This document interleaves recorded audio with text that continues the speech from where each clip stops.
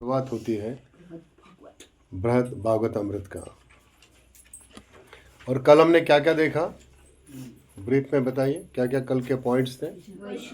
कल हमने बेसिकली देखा कि ये चर्चा जैमिनी ऋषि और राजा जन्मेजय के बीच में है और किस परिस्थिति में हुई थी वो देखा था। उसके बाद हमने वास्तव में वैष्णव किसे कहते हैं, स्टैंडर्ड डेफिनेशन मतलब आइडियल डेफिनेशन कहाँ से श्लोक पढ़ा था हमने, पद्म पुराण से श्लोक पढ़ा था। हाँ, उसमें जो पॉइंट्स 8 लिखे थे हमने कि वास्तव में वैष्णव किसे कहा जाएगा।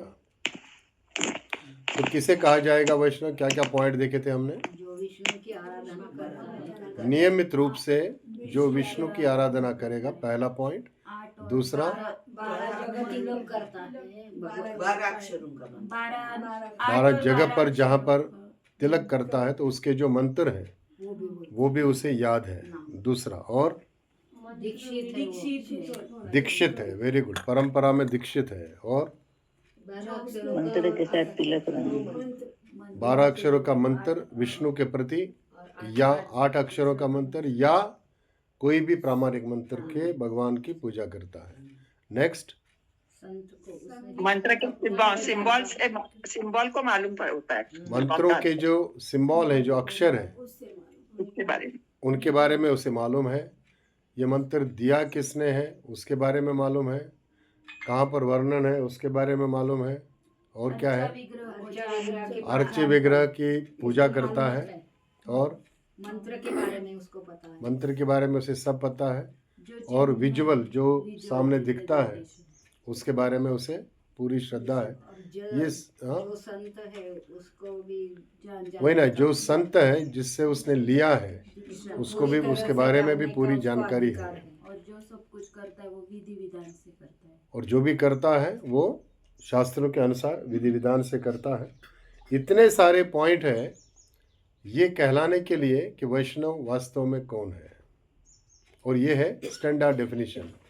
लेकिन बाद में हमने ये भी देखा था कि ठीक है, सिंपल वर्ड्स में या सरल भाषा में किसको कहा जाएगा, हमने ये भी बाद में पढ़ा था। भाई ठीक है, ये तो स्टैंडर्ड इन डेफिनेशन है, परंतु जो विष्णु के आराधना करता है और दीक्षित है, ये दो चीजें भी रही तो उसे भी कहा जा सकता है।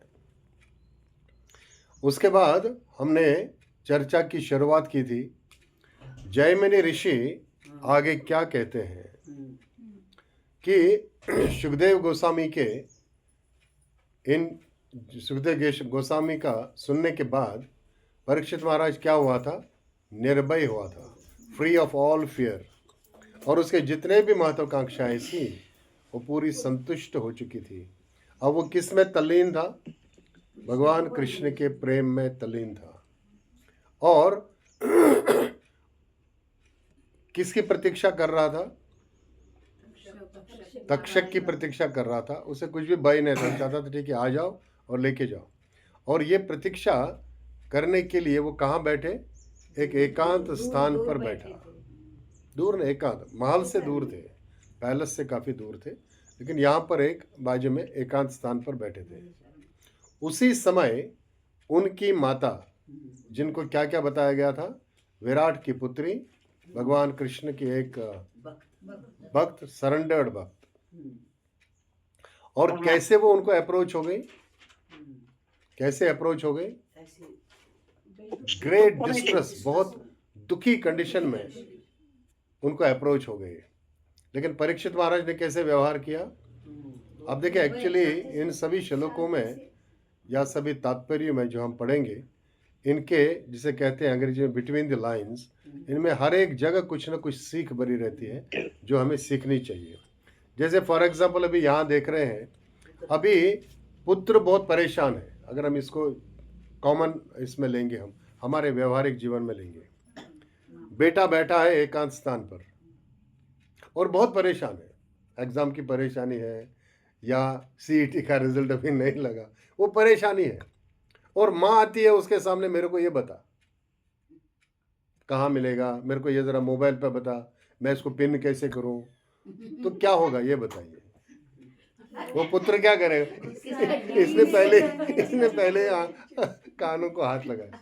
व्यवहारिक है। अभी बेटा परेशान है, उसके रिजल्ट में प्रॉब्लम है या सीईटी की चिंता है, जो भी है, और उसी समय इतने दुख में, इतने पीड़ा में, परेशानी में माँ उसके पास आती है, यार जरा मला मोबाईलवर दाखवा ना पिन कसं करायचं. आई मला काहीच बोलू नको. काहीच बोलू नका, मला शांत बसू द्या. लेकिन यहाँ पर मैं सीख के बारे में बता रहा हूँ. यहाँ अभी परीक्षित महाराज क्या करें, परिस्थिति देखिए, एकांत बैठे हैं और भगवान और मौन रहना चाहते हैं, चुपचाप, मला प्लीज शांत बसू द्या. ऐसी कंडीशन है उसकी कि मुझे शांत बैठने दो और मुझे पूरी तरह से भगवान कृष्ण के चरण कमलों के प्रेम में मुझे अब. और उसी समय ये दुखी माँ आती है और क्या कहती है, तूने जो सुना मुझे बता.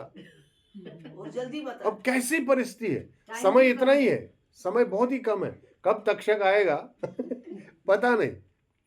लेकिन व्यवहार अब परीक्षित महाराज का कैसा है, तो मैंने जैसा बोला बिटवीन द लाइन्स, तो सीख क्या है, अभी महाराज परीक्षित का व्यवहार कैसा है, शांत, और उसका शांति से और प्रेम से, और उनको प्रसन्न किया कैसे, अपने स्वागत से. आइए माता श्री बैठिए, आपका स्वागत है. और अपने शब्दों से उसे प्रसन्न किया. और उसके बाद भी कहते हैं कि मेरा मन है कि मैं शांत बैठूं और भगवान कृष्ण के प्रेम में ही रहूं, परंतु आप आई तो मैं आपको मना नहीं कर सकता हूं. ये भी बोलते हैं कि मेरे पास समय बहुत ही कम है, परंतु आपके प्रश्न का उत्तर मुझे देना चाहिए, अनिवार्य है, क्योंकि आप मेरी माता श्री हैं. This is ideal behaviour. यहाँ तो माँ के साथ है ऑब्वियसली है, लेकिन कोई ऐसा एल्डरली आए, सीनियर आए, तो भी यही व्यवहार होना चाहिए. नहीं, कहाँ से आए. इसी को हमने पूरा चर्चा में पढ़ा था, उसको पूरा रिपीट नहीं कर पाएंगे हम, क्योंकि बहुत ही बड़ा और डिटेल में था. और आज हम क्या करेंगे, श्लोक क्रमांक 18. श्री उत्तर उवाच. अब यहाँ उत्तरा महारानी नहीं बोल सकते, श्री उत्तरा अभी यहाँ पूछेगी, उसके बाद आएगा कि परीक्षित महाराज उत्तर क्या देंगे, और वो उत्तर में कहाँ से शुरू होगा, वहां से फिर कहानी शुरू हो जाएगी. फिर आपको जरा सांत्वना लगेगा. श्री उत्तर उवाच. यच्चुकेन पदिष्टाम्य ते, यच्चुकेन पदिष्टं ते, वत्स निष्कृष्य तस्य मे, सारं सारं प्रकाशय क्षिप्रम्, क्षीराम्बुधेरेवामृतम्. यहाँ क्या कहते हैं, श्री उत्तरा उवाच. ये तो सिंपल है, श्रीमती उत्तरा ने पूछा. यत मतलब वो, शुकेन जो तुमने शुकदेव से सुना, उपदिष्टम, उपदेश एक्चुअली किसे कहते हैं, उपदिष्टा मतलब जो उसने सिखाया. तो उपदेश मतलब सिखाना, उपदिष्ट मतलब सीखा. ते जो तुम्हें सिखाया, वत्स हे पुत्र, निष्कर्ष्य उसका क्या मुझे बताओ, निष्कर्ष, एक्सट्रैक्ट बताओ. तस्य मतलब उसका निष्कर्ष मुझे बताओ, मे मतलब मुझे, सारम उसका सार मुझे बताओ, प्रकाशय प्लीज शो मतलब प्रकाश, मुझे बताओ, मुझे दिखाओ. क्षिप्रम, क्षिप्रम मतलब क्या होता है, क्विक, तुरंत बता, क्योंकि समय है ही नहीं. क्षीर अंबोदया, क्षीर अंबोदया का अर्थ है जिस प्रकार, क्षीर मतलब दूध, अंबो दूध का सागर, एग्जैक्टली. जैसे दूध के सागर में जब मंथन हुआ था, उसमें से जो क्षीर मतलब निकला था, अमृत, इव अमृतम, उसके जैसा, इव मतलब लाइक, उसके समान, अमृत मतलब अमृत. अब इस पूरे श्लोक का अर्थ क्या है. उत्तरा आप क्या कहती है, श्री उत्तरा देवी ने कहा, वत्स, तुमने श्री सुखदेव के मुख कमल से जो उपदेश प्राप्त किया है, क्षीर सागर के मंथन से अमृत प्राप्ति की भांति। एग्जाम्पल क्या देती है? जैसे क्षीर सागर को पूरा मंथन करने के बाद अमृत निकला था, उसी समान तुमने अब जो जो सुना 7 दिन, अब उसका मंथन करो और मुझे ये 10 मिनट में बोलो, 5 मिनट, जब तक है उतना मुझे बताओ। कितना कठिन काम है। इसीलिए ये मालूम है कि ये कठिन काम है, इसलिए उत्तरा देवी क्या कहती है? अपनी बुद्धी द्वारा, बुद्धी लगाव, काहीतरी डोकं लावा आणि मला सांगा काय झालं। अपनी बुद्धि द्वारा उसका सार तत्व निकाल कर मुझे सुनाओ। ये हमने कल देखा था, बहुत इंटरेस्टिंग पॉइंट था। आपने लिखा कि नहीं?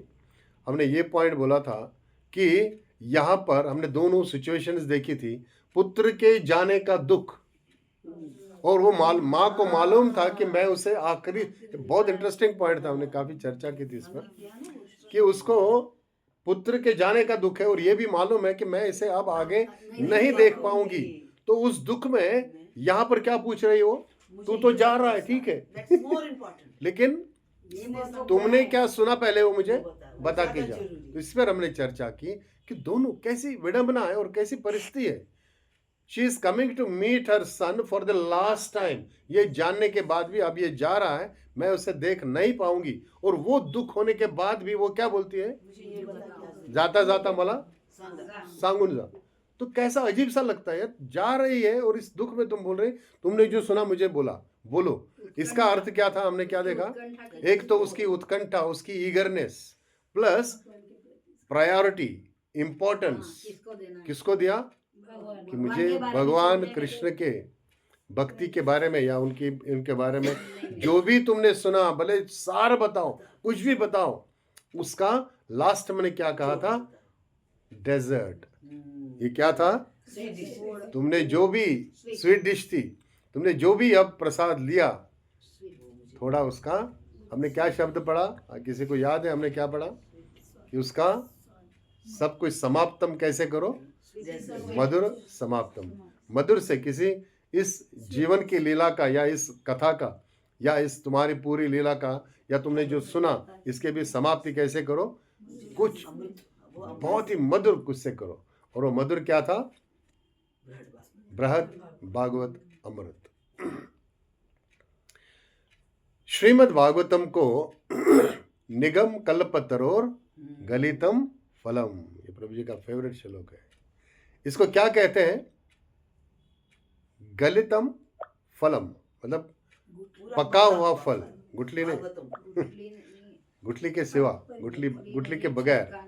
इसलिए कहते हैं कि श्रील सुखदेव गोस्वामी ने महाराज परीक्षित को जो जो बताया था वो बहुत ही महत्वपूर्ण था, और सबसे उत्तम वैदिक शिक्षाएं उन्होंने दी थी, वो है श्रीमद् भागवतम। और श्रीमद् भागवतम का पूरा जो उसके स्टूडेंट्स हैं, जो पढ़ते हैं या सुनते हैं, उनको तुरंत भगवान कृष्ण की भक्ति प्राप्त हो, ये है श्रीमद् भागवत। परंतु उत्तरा ने ये सुना था कि 7 दिन ये भागवतम परीक्षित महाराज को सुनाया था, और वो इसका भी सार सुनना चाहती थी पुत्र से। अगर वो इसे कंडेंस कर पाए, मतलब इसको चरने करके गाढ़ा बनाए। हम काढ़ा पीते हैं, गाढ़ा पीते हैं।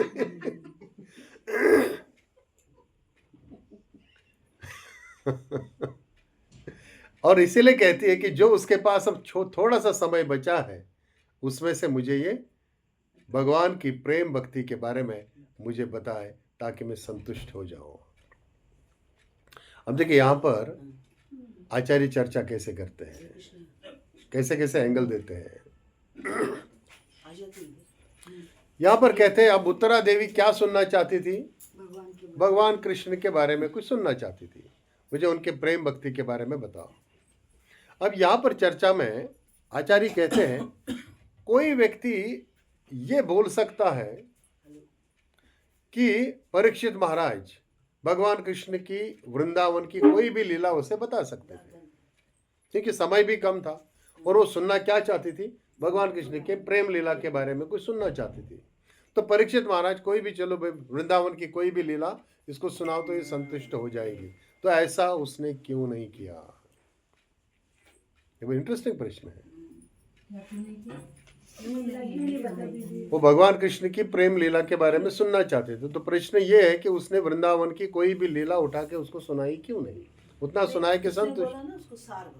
सार वही है ना, गोपियों और कृष्ण के बारे में, और क्या सार तो वही है, हाईएस्ट फॉर्म ऑफ लव तो वही है। तो उसने वृंदावन की लीला क्यों नहीं सुनाई?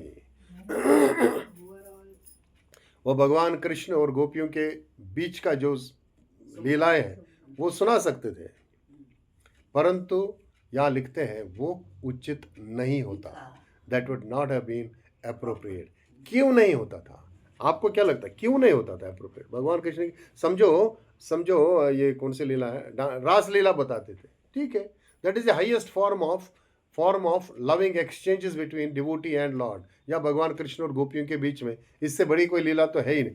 वही एक लीला बताई 5-10 मिनट में, क्योंकि समय नहीं है, तो इसको इनअप्रोप्रिएट क्यों कहा गया कि ये उचित नहीं होता था? क्यों नहीं होता था? हाईएस्ट था ना, वो बचना चाहिए। अभी उतरा है, बीच में बताने पहले स्टार्टिंग से और बताइए। एकदम बीच में से जाके बताने से। हाँ एग्जैक्टली, वेरी गुड, ताली बजनी चाहिए।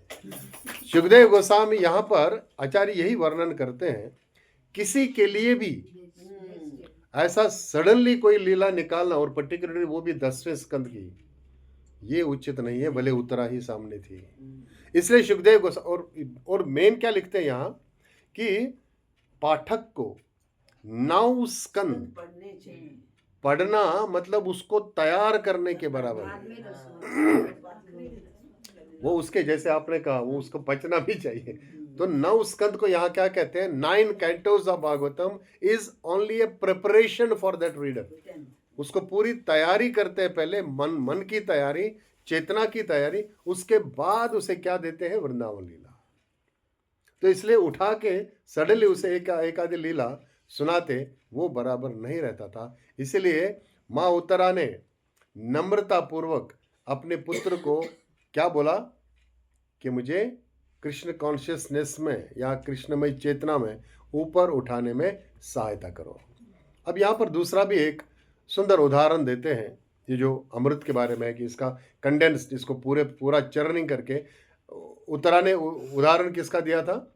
सागर मंथन का दिया था। उसमें से जब पूरा बड़ा सागर था, इसीलिए श्रीमद् भागवतम बड़ा, उसको चर्न करो, उसको चरने को क्या कहते हैं? मंथन करो, और उसमें से जो अमृत निकलेगा उसके बाद मुझे फर्दर अमृत गाढ़ा वो बना के दे दो।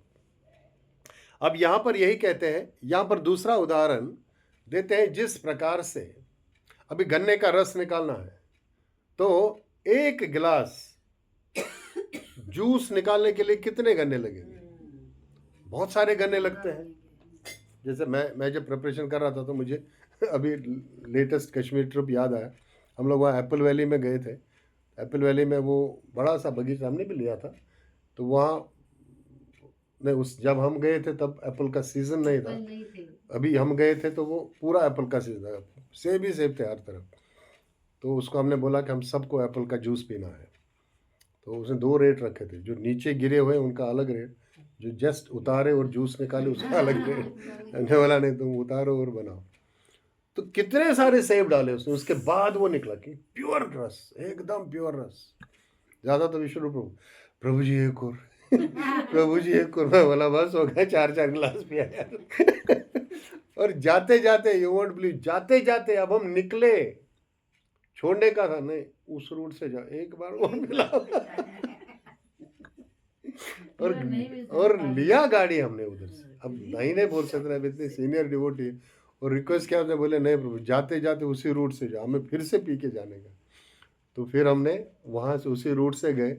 तो उसने फटाफट उसको पहले फ़ोन किया, आप रेडी रखो, एप्पल निकाल के रखो। तो इस पर से याद आया, उसने भी 1, 2, 3, 4, उसके बाद उसको लाइट नहीं थी तो हाथ से निकाला था। उसका नाम था रजिया सुल्ताना। इतने टॉल लेडी एकदम, उसके दोनों बच्चे MBBS करते हैं। उसने निकाला तो उसके बाद वो गिलास भरा। तो कहने का तात्पर्य है इतने सारे, यहाँ गन्ने का ये उदाहरण है, मैंने सेब का दिया, इतने सारे सेब या गन्ना निकाल के उसके बाद उसका एक गिलास जूस निकलता है। इसीलिए उत्तरा यहाँ क्या उदाहरण देती है, यहाँ पर वही फार्मर का उदाहरण दिया गया कि इतने सारे गन्ने उसको डालने पड़ते हैं कि एक कप मीठा जूस निकालने के लिए। इसी प्रकार से ये बता रही है कि जो अमृत वो देवी देवता जो भी उनको दिया था मंथन के समय, उसी समान मुझे इसका अमृत दे दो, मुझे उसका निचोड़ इसका बताओ। और इसमें यहाँ पर देखिए, इसी को हम रिपीट करेंगे। तुमने श्री सुखदेव के मुख से जो उपदेश प्राप्त किया है उसका सार मुझे सुनाओ। इसके द्वारा उक्त विषय की परम गोपनीयता प्रकाशित हो रही है। मैं इसलिए यहाँ से रेफरेंस लिया क्योंकि यहाँ पर ये नहीं है। इसका मतलब क्या है कि दिस इज एक्सट्रीमली कॉन्फिडेंशियल ग्रंथ, इसलिए यहाँ पर भी ये कहते हैं उक्त विषय की, मतलब भगवान कृष्ण के चरण कमलों का प्रेम प्राप्त करना, ये क्या है? परम गोपनीय, एंड उसका प्रकाशित हो रहा है, मतलब ये जानने में आता है कि ये क्या है? अति परम गोपनीय विषय है। यदि प्रश्न हो कि क्या वो श्रीमद् भागवत के सार श्री वृंदावन की रासलीला, जो मैंने कहा था कि श्रवण करना चाहते थे, लेकिन ऐसा नहीं है, उनको रासलीला का श्रवण नहीं करना था, उन्हें ये रस पीना था। श्री जयमेनीर उवाच उवाच सादरम राजा परीक्षिन् मातृवत्सला श्रुतात्य अद्भुत गोविंद कथाख्यान रसोत्सुखा। श्री जैमिनी ने कहा, राजा परीक्षित, जिसको अब अपने माता के प्रति प्रेम है, अफेक्शन है, लगाव है, आदर से उनके प्रश्न का उत्तर दिया, ये नहीं कि बोलो, and eager to enjoy recounting. और अब इसमें देखिए, ये भी हमें सीखना चाहिए, याद रखना चाहिए कि अब केवल वो अपनी माता को संतुष्ट करने के लिए ही नहीं केवल बोल रहा है, बल्कि उसे ये रिपीट करने में भी आनंद आ रहा था, और उस आनंद को वो खुद भोगना भी चाहते थे। जैसे भागवतम से पहले बहुत सारे भक्त बोलते ना, आपकी संतुष्टि के लिए नहीं, आपकी प्रसन्नता के लिए, भगवान की संतुष्टि के लिए, और मेरे शुद्धिकरण के लिए। तो यहाँ पर कहते हैं जो उसने सुना था उसका फिर से बोलना, उसको वो खुद आनंद आ रहा था। इसलिए दोनों चीजें थी कि माँ की प्रसन्नता के लिए और अपने भी आनंद के लिए कि भगवान गोविंद के बारे में मैंने जो सुना मैं उसे रिपीट कर रहा हूँ, उसमें भी आनंद आ रहा था उसे। इसके लिए वो श्री जैमिनी ने कहा, मातृवत्सल मतलब परीक्षित माना, राजा परीक्षित ने अपने गुरु श्री सुखदेव के मुख कमल से निकली अति अद्भुत श्री गोविंद की कथा को प्रेम रस में डूबकर आदर सहित अपनी माता को कहने लगे। अभी भी बृहद भागवतम शुरू नहीं हुआ, क्योंकि इसके तात्पर्य में कहते हैं क्योंकि श्रीमद् भागवतम ने उसके अंदर दिव्य आकर्षण प्रकाशित किया था, मतलब ही वॉज ऑल्सो अट्रैक्टेड। इसलिए परीक्षित महाराज भी रेडी हो गए, चल मी तुम्हाला दाखवतो किंवा सांगतो मी पुन्हा। और इतना एंथुजियाज्म, इतना उसको उत्साह था कि फिर से भागवतम में सुनो या उसका फिर से वर्णन करो। इसलिए उस कारण, क्योंकि देखिए इसमें अभी सीख क्या है, इसको ये अवसर किसने दिया था? माँ ने। तो अब जिसने उसे अवसर दिया उसके प्रति वो एफेक्शनेट बन रहा है। तो जिन्होंने अवसर दिया उनके प्रति हमें क्या होना चाहिए? हाँ। इसलिए मैं आप सबका ऋणी हूं, रियली ये फैक्ट है। नहीं तो आपने ये अवसर प्रदान किया कि आप बोलिए, तो मुझे क्या होना चाहिए? कृतज्ञ होना चाहिए। अगर मुझे इसमें खुद इंटरेस्ट है, अदरवाइज जैसे परीक्षित महाराज को अब क्या था, उसे इसमें इतना रस आया था, इतना आनंद प्राप्त हुआ था कि अब वो बोल रहा था, अब उसको लग रहा है कि मुझे अगर कोई अवसर दे रहा है इसको फिर से बताने का, फिर से चैटिंग करने का, इसका फिर से वर्णन करना, तो मेरे लिए वो प्रसन्नता की बात है और उसके लिए मैं कृतज्ञ हूँ। और इस मूड में मतलब किस मूड में? कृतज्ञता के मूड में और प्रसन्नता के मूड में, प्रसन्न वातावरण में। ये नहीं कि अपना अंदर कुछ चल रहा है। इसलिए वो श्रीमद् भागवतम के इस रस का फिर से अभी क्या कर रहा है? वर्णन कर रहा है। अभी यहां पर परीक्षित महाराज बोलेंगे। श्री विष्णुरात उवाच मातर यदि अपि काले सुमे चिकीर्षिता मुनिव्रतः तथाप्यहं तव प्रश्न माधुरी मुखरीकृत। श्री विष्णु व्रत, विष्णु व्रत किसे कहते हैं? महाराज परीक्षित का दूसरा ही नाम विष्णु व्रत है। विष्णुव्रात, व्रत नहीं, विष्णुव्रात। विष्णुव्रात किसका नाम है? परीक्षित महाराज का। उसने अब कहा माता मतलब हे माते, यदि अपि मतलब ऑल्दो, यद्यपि काले समय, अस्मिन थोड़ा मतलब अभी मृत्यु से पहले का समय था। चिकीर्षित मतलब चिकीर्षित मुनिव्रतः, और मेरी इच्छा है। चिकीर्षित मतलब मैं चाहता हूं, मुनिव्रता मैं शांत बैठना चाहता हूं, मला शांत बसू द्या, मेरी इच्छा वही है।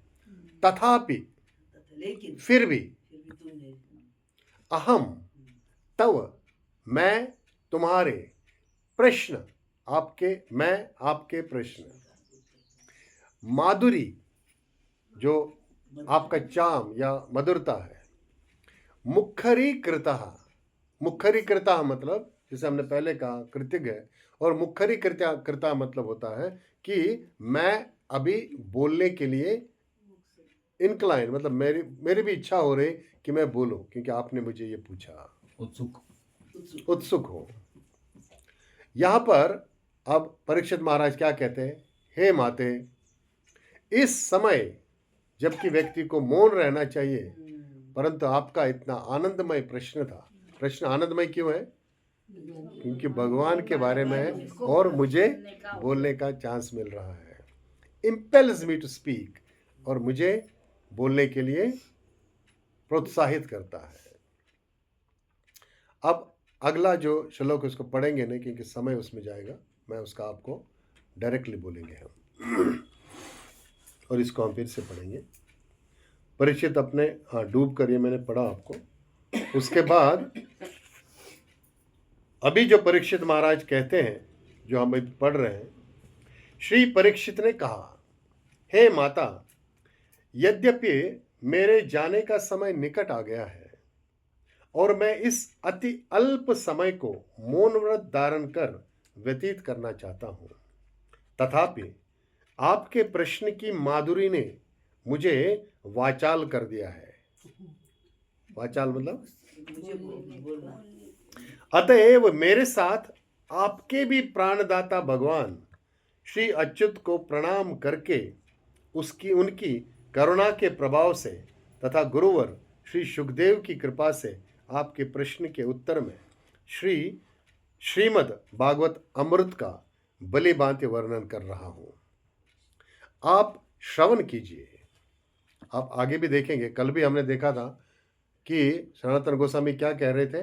सुनो हे वैष्णवो सुनो। यहां पर ये भी परीक्षित महाराज भी अपनी माता को क्या कहते हैं? सुनो।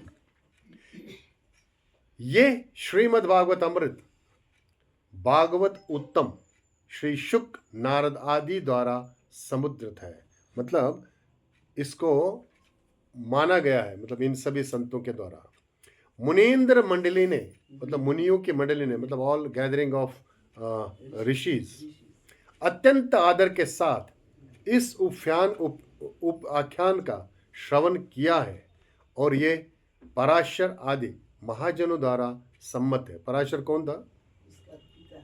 व्यासदेव का पिता था ना पराशर। हाँ, उन्होंने भी ये सुना था। अतएव ये अंतिम लाइन ध्यान से सुनिए। अतएव ये अति गोपनीय महारहस्यमय है। क्या है? अति गोपनीय, एक्सट्रीमली कॉन्फिडेंशियल, अति गोपनीय और महारसमय, फुल ऑफ रस, फुल ऑफ अमृत।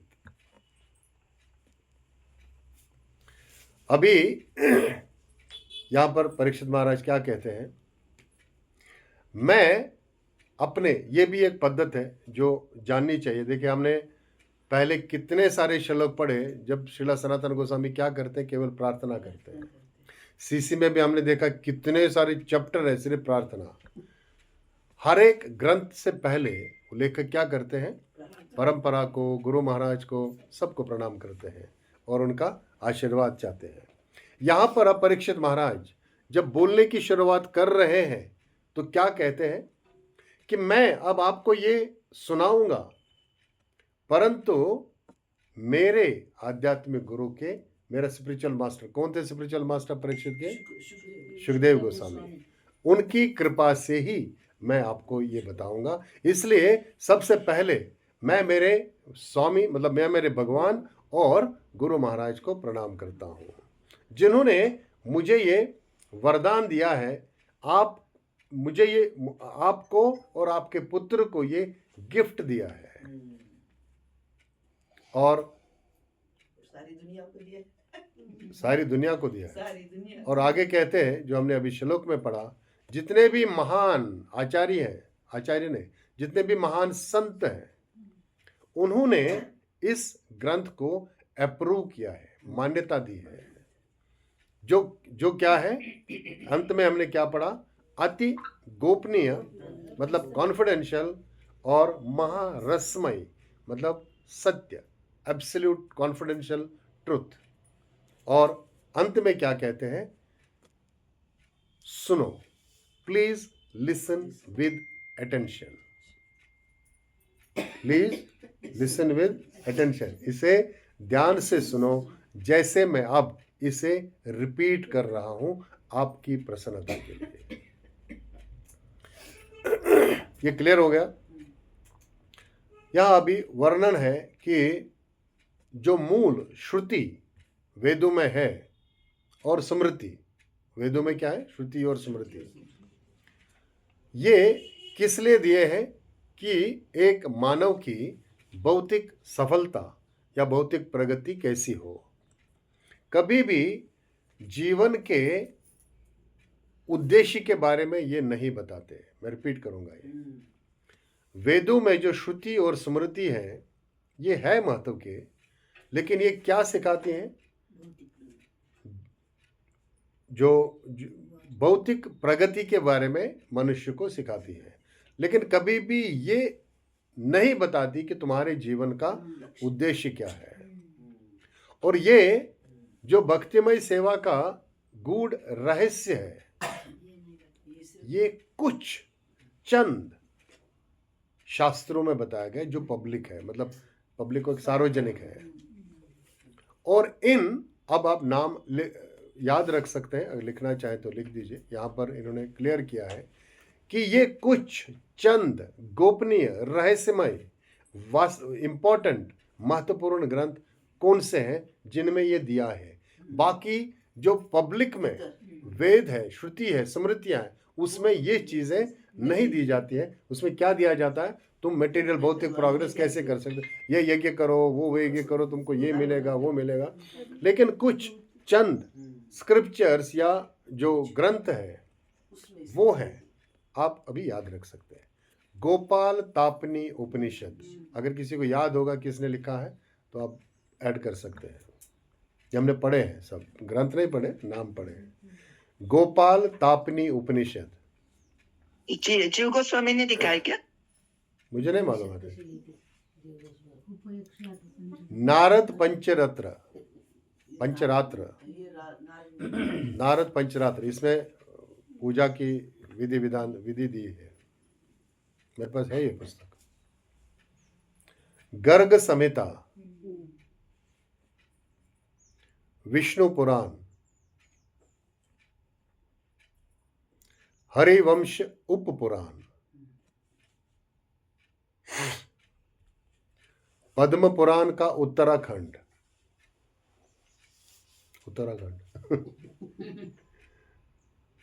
क्या बात, हो सकता है इसी नाम पर हो, क्या बता नहीं सकता। पद्म पुराण का उत्तराखंड म्हणजे पूर्व आणि उत्तर, जैसे first and last. Bhagavata Mahapurana, Uttara Ramayana जैसे होता है ना, वैसे उत्तर ऐसा है। उसका उत्तरा से कुछ मतलब नहीं। नहीं। अभी कितने हो गए? 8 हो गए। नहीं गोपाल तापनी उपनिषद 1, नारद पंचरात्र 2, गर्ग संहिता 3, विष्णु पुराण 4, हरिवंश 5, उत्तराखंड पद्म पुराण 6 और भागवत महापुराण 7 हो गए। तो इनमें से परीक्षित महाराज अब क्या बोलने की ऑफर कर रहे हैं? मैं क्या बताऊंगा आपको? श्रीमद् भागवत अमृत। ये परीक्षित महाराज इसको नाम देते हैं, what he calls Shrimad Bhagavata Amrit. उसका अर्थ क्या है? Cream of Vedic scripture. पहले भी श्रीमद् भागवत को क्या कहा गया था? पका हुआ फल। अब उस पके हुए फल के जूस को भी फर्दर निचोड़, वो है। इसीलिए परीक्षित महाराज क्या कहते हैं इसे? वो नाम देते हैं इसके, रिलिशेबल क्रीम ऑफ ऑल द वैदिक स्क्रिप्चर्स। और कौन कौन से? ये जो आपने अभी नाम पढ़े, इनका भी, क्योंकि Bhagwat is one of them, उनका भी निचोड़। वो क्या है? और ये सभी ग्रंथ क्या सिखाते हैं? मैंने बताया आपको, बाकी जो वेद है, श्रुति स्मृति, हाँ, शुद्ध भक्ति के बारे में ये सब ग्रंथ है, और उनका अभी अमृत निकालना फर्दर। इसलिए परीक्षित महाराज कहते हैं कि मैं आपको श्रीमद् भागवत अमृत सुनाऊंगा। इसलिए कहते हैं ये जो सभी ग्रंथों के नाम बताए, ये श्रीमत है, मतलब रिच। लेकिन किस में रिच? आध्यात्मिक मूल्य में, रिच इन स्पिरिचुअल वैल्यू। और इनमें इतनी शक्ति है कि आपको, दे हैव द पोटेंसी। इनमें शक्ति क्या है? आपको ज्ञान, त्याग और भक्ति, ये तीनों चीजें आपको प्राप्त हो सकती हैं। ज्ञान, त्याग और भक्ति। सीक्वेंस भी वही है। ज्ञान मिला, फिर क्या हो जाता है? त्याग, आहिस्ता आहिस्ता वो सब छोड़ छाड़ के बैठता है, और उसके बाद क्या होता है? भक्ति अगर मिले तो। करने को कुछ रहता सब छोड़ दिया तो क्या करना है। इसलिए हमने कल भी डिस्टिलेशन के बारे में पढ़ा था। आपने क्या नाम बताया था? डिस्टिलेशन, ऊर्ध्व पतन। यहाँ पर ये सभी स्क्रिप्चर्स जो अभी आपने नाम पढ़े, इनका डिस्टिल्ड एसेंस, जो भी पद्धति है, डिस्टिलेशन से जो निकलेगा तत्व, उसे कहते हैं अमृत। डिस्टिल्ड वाटर वाला डिस्टिल्ड वाटर, प्योर एकदम। और जिस प्रकार से, जैसे उत्तरा उदाहरण देती है कि चर्निंग ऑफ मिल्क ओशन, जहां से सभी क्या क्या निकला था, मंथन में से क्या क्या निकला था? अद्भुत ट्रेजर्स निकले थे, कितना खजाना निकला था उधर से। और अभी यहाँ पर 7 दिन, अभी जो परीक्षित महाराज, उन्होंने मृत्यु के लिए अपने आप को तैयार किया। सुखदेव गोस्वामी ने ये श्रीमद् भागवतम बोला था, परंतु श्रीमद् भागवतम क्योंकि भक्ति के शास्त्रों का पूरा सबस्टेंस है, सार है, इसलिए उन्होंने क्या बोला कि अभी मैं उसका भी आपको रस बताऊंगा और अमृत बताऊंगा। क्योंकि उत्तरा अभी इतना उसको सुनने के लिए समय भी नहीं था, इसलिए वो क्या बोलती है? इन सब का मुझे निचोड़ बता और तुरंत बता। और भागवतम जो सुखदेव गोस्वामी ने बताया था वो इतना सुंदर है। और श्रीमद् भागवतम, इसमें यहाँ पर कहते हैं, उसमें कुछ भी सुपरफ्लस, मतलब फालतू कुछ नहीं है, कुछ भी ऐसा कुछ जोड़ा, कहानी बताई, हाँ, मनगढ़ंत तो है ही नहीं। सुपरफ्लस होता है, हाँ, एडिशनल, मतलब ऐसा ही जोड़ दिया। Nothing is superfluous. उसका हर एक हर एक शब्द बहुत ही महत्वपूर्ण है। निगम कल्पतरोर्गलितम फलम शुक मुखादमृत द्रव संयुतम।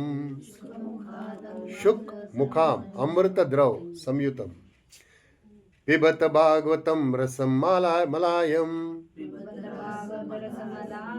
मुहुरहो रसिका भुवि भावुका। इसलिए कहते हैं कि इस श्रीमद् भागवतम को हे विचारवंत व्यक्तियों, ये क्या है? निगम कल्पतरु। और निगम कल्पतरु मतलब जो कल्पतरु वृक्ष है, कल्प वृक्ष किसका? वैदिक लिटरेचर का। उसका क्या है? पका हुआ फल है। और ये कहाँ से निकला? Lips of Shri Sukhdev Goswami. इसलिए ये जो फल है ये और टेस्टी हो गया, और मधुर हो गया। कहते हैं ना, वो तोते जब उसको जब टच करता है तो और मधुर हो जाता है। हालांकि ये श्रीमद् भागवतम का ही पहले स्कंद में ये श्लोक आता है।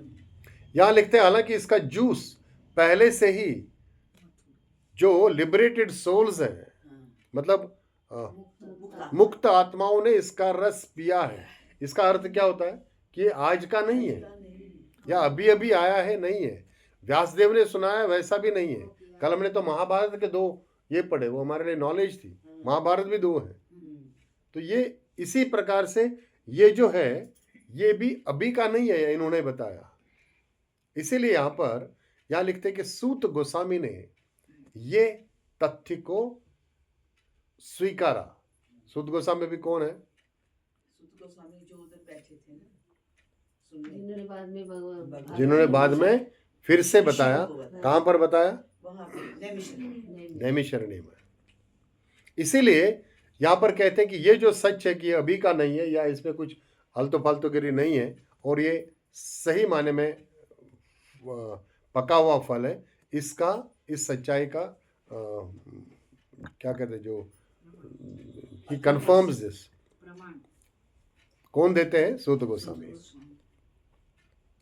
यहाँ पर अभी एक और अलग तरीके से बताते हैं कि जो परफेक्ट डिवोटीज है, अब ये थोड़ा विचार करने के जैसा है।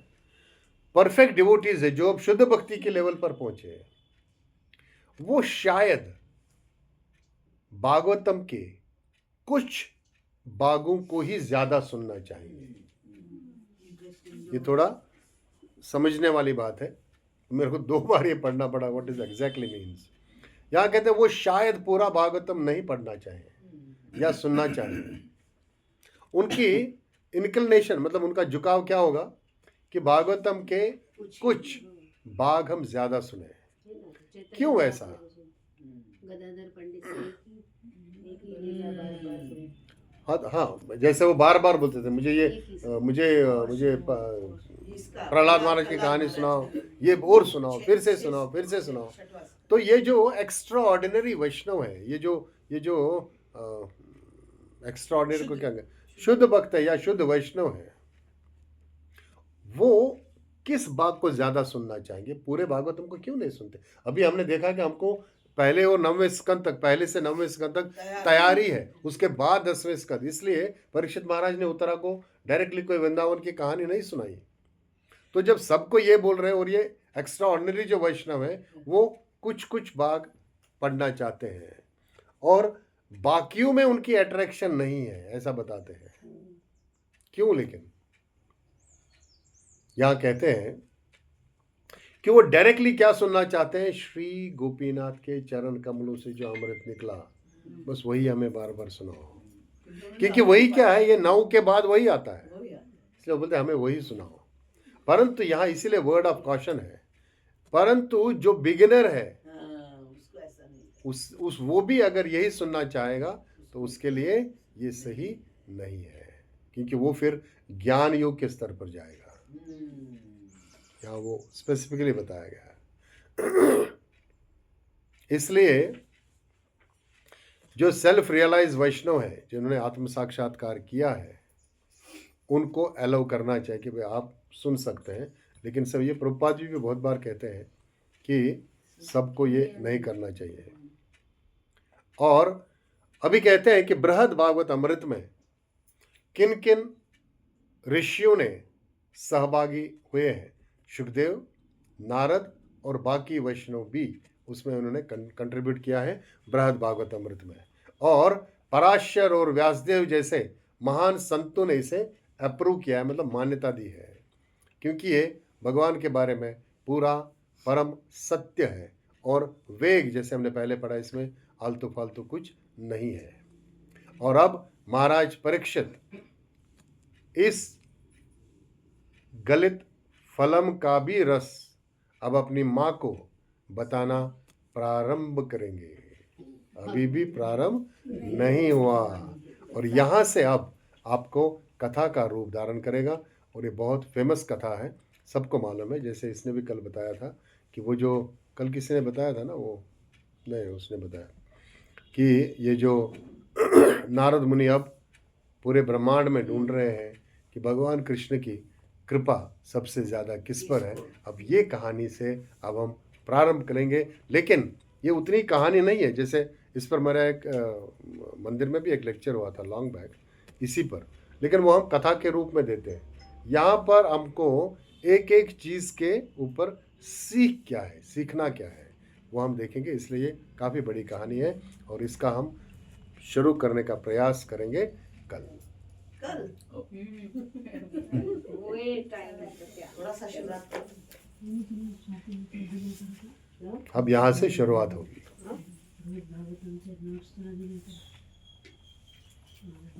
ठीक है, सबका बहुत बहुत धन्यवाद। समय ज़्यादा हो गया है, उसके लिए क्षमा चाहेंगे। किसी का कुछ बोलना है, पूछना है, ऐड करना है, सब्ट्रैक्ट करना है? सब्ट्रैक्ट तो मत करो।